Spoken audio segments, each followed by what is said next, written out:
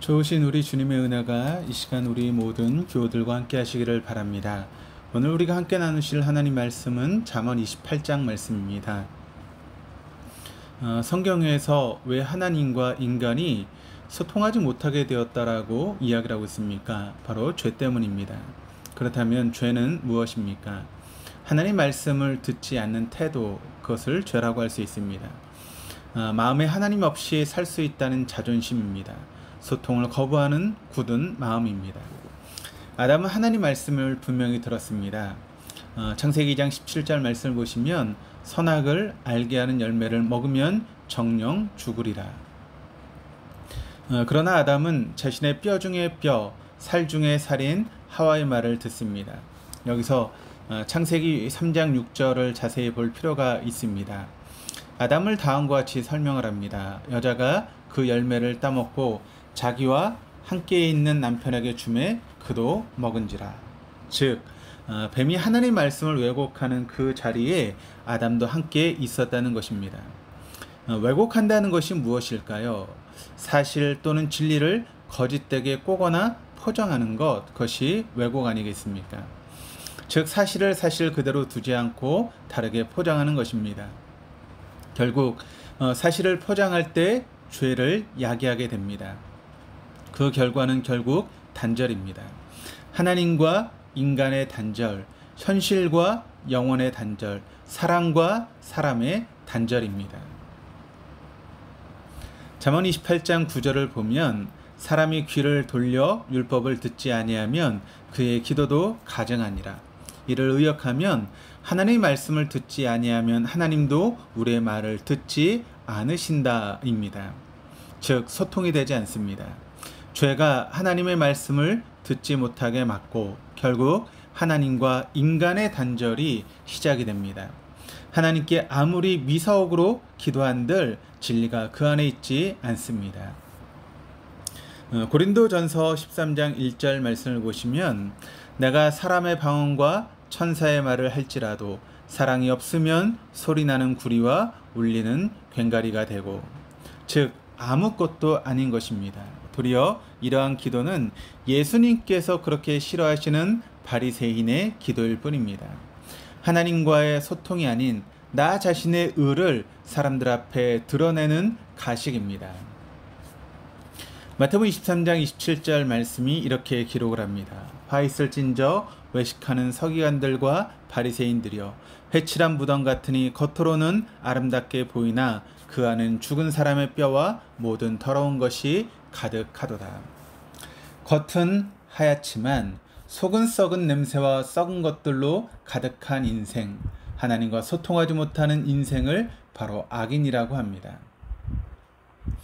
그 마음에 하나님이 없고 또 하나님의 말씀을 듣고자 하는 마음도 없고 자기의 의로 가득한 인생입니다. 그들을 성경은 악인이라고 합니다. 13절입니다. 자기의 죄를 숨기는 자는 형통하지 못하나 죄를 자복하고 버리는 자는 불쌍히 여김을 받으리라. 이를 풀어서 설명하면 죄를 자복하면 형통하게 되고 은혜를 잊게 된다라고 하는 그런 뜻입니다. 죄를 자복할 때만 자신이 죽을 수밖에 없는 죄인임을 정직히 하나님 앞에 고백할 때만 소통이 되고 막힌 담이 무너지며 십자가의 은혜를 경험하게 됩니다. 자신이 죄인임을 고백하지 않으면, 자신이 죄인임을 인정하지 않으면 십자가도 필요가 없으며 그에게 예수는 구원자도 그리스도도 아닙니다. 시편 51편 17절이 이렇게 기록을 합니다. 하나님께서 구하시는 제사는 상한 심령이라. 하나님이여 상하고 통회하는 마음을 주께서 멸시하지 아니하시리이다. 상한 심령임을 인정하고 벌거벗은 마음으로 하나님께 나올 때만 그곳에 십자가의 은혜를 통한 소통이 시작이 됩니다. 누가복음 18장에 보면 바리새인과 세리가 기도하러 성전에 올라갑니다. 바리새인은 서서 따로 기도했습니다. 서서 기도하고 세리들과는 따로 기도했습니다. 게다가 세리와 같지 않음을 하나님께 감사 기도를 드렸습니다.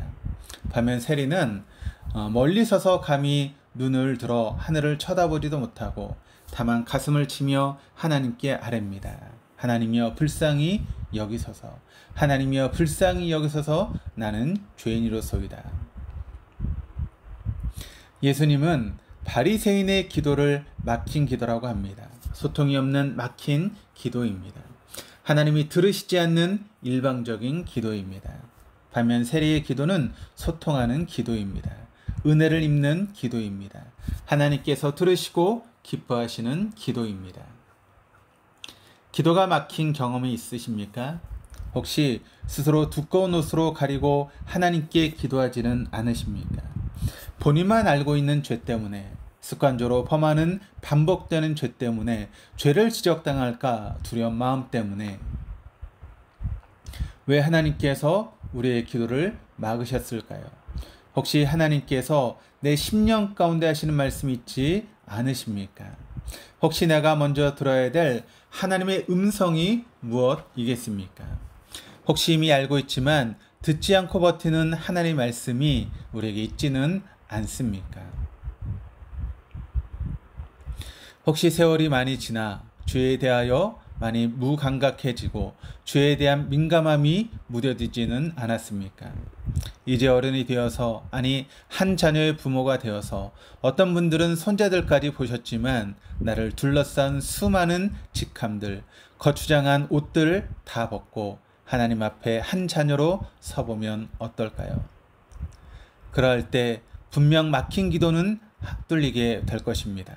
그리고 그때서야 비로소 하나님께서 기뻐하시는 자녀요 하나님을 아버지라 부르며 참된 자녀의 권세를 누리며 기도하고 소통하는 의인이 되실 것입니다. 기도하시겠습니다. 그는 우리의 화평이신지라 둘로 하나를 만드사 원수된 것 곧 중간에 막힌 담을 자기 육체로 허시고 법조문으로 된 계명의 율법을 폐하셨으니 이는 이 둘로 자기 안에서 한 세 사람을 지어 화평하게 하시고 또 오셔서 먼 데 있는 너에게 평안을 전하시고 가까운 데 있는 자들에게 평안을 전하셨으니 이는 그로 말미암아 우리 둘이 한 성령 안에서 아버지께 나아감을 얻게 하려 하심이라.